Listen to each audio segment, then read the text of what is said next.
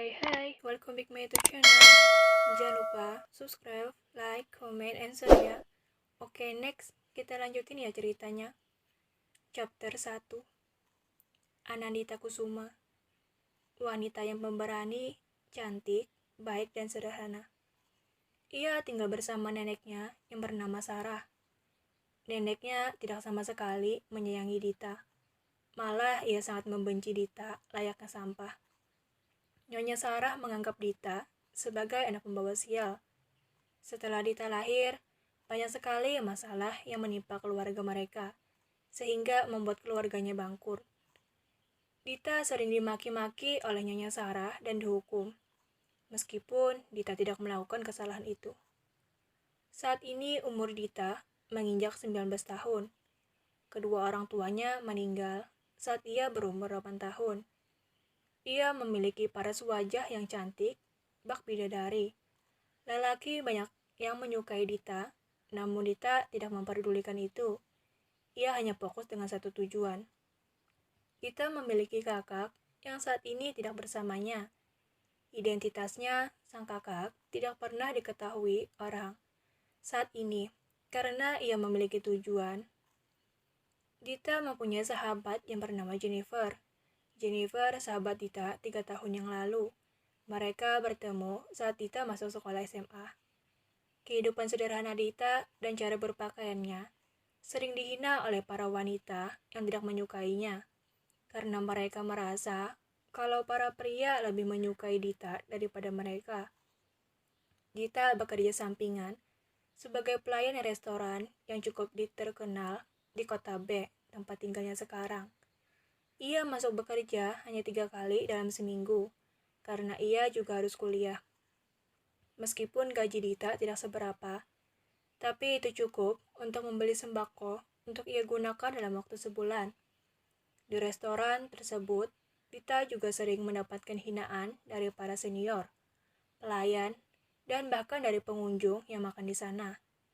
Namun, Dita selalu sabar menerima hinaan itu, karena baginya, itu sudah sering ia terima dari mulut neneknya sendiri. Saat ini, Dita tengah menyapu halaman rumahnya karena hari masih pagi.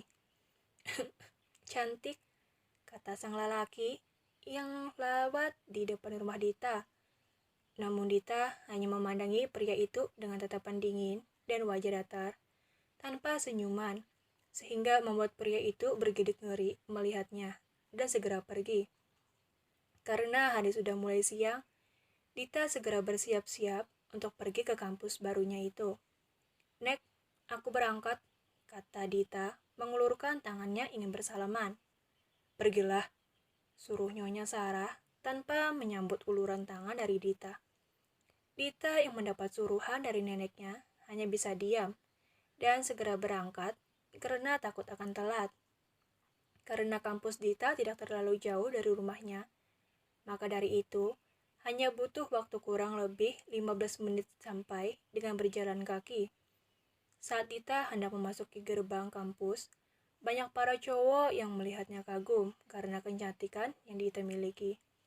Dita yang ditatap seperti itu hanya tersenyum dan segera melangkahkan kakinya menuju ke dalam kampus. Dita berjalan di lorong-lorong kampus mencari ruang capsek yang akan ia tuju. Namun sampai saat ini, ia tidak menemukannya.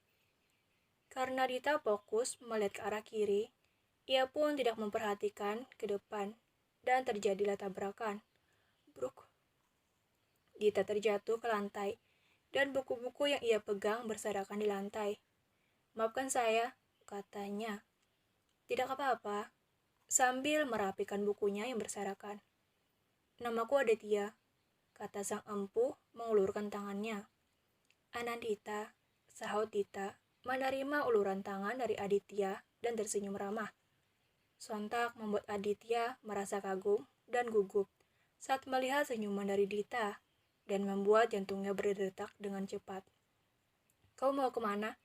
tanya Adit yang dari tadi melihat Dita terus berjalan. "Capsek," jawab Dita singkat. "Dingin," batin Adit. "Oh, mari ku antar," ajak Adit, dan Dita pun mengangguk, mulai mengikuti Adit yang berjalan di depannya. Kini mereka berdua sudah berada di depan pintu ruang Kepsek dan mengetuk pintunya. Tok, tok.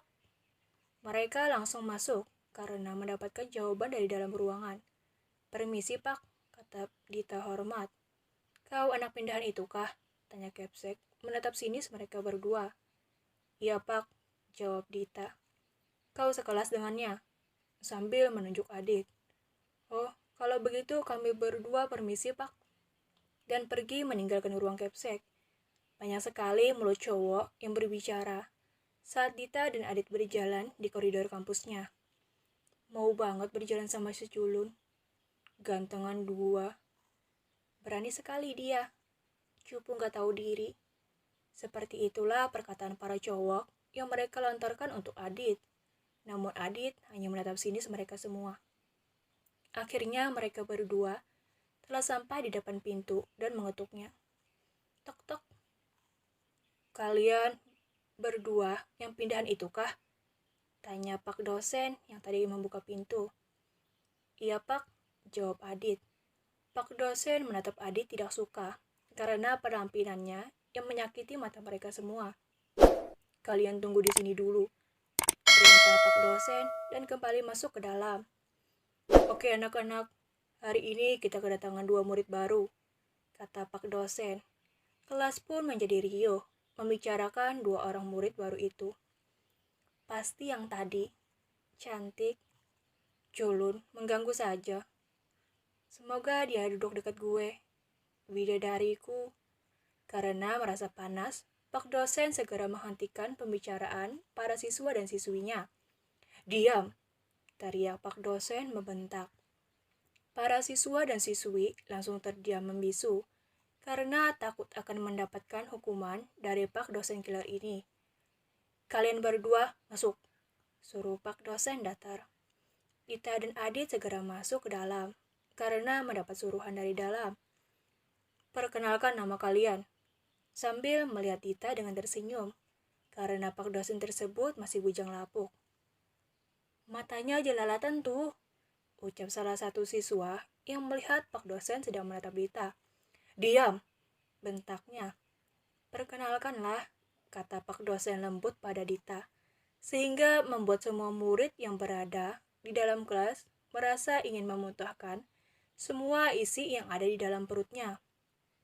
Nama saya Anandita, ucap Dita tersenyum ramah, sehingga membuat para siswa meronta-ronta saat mendengar suara Dita yang lembut dan senyumnya yang ramah itu.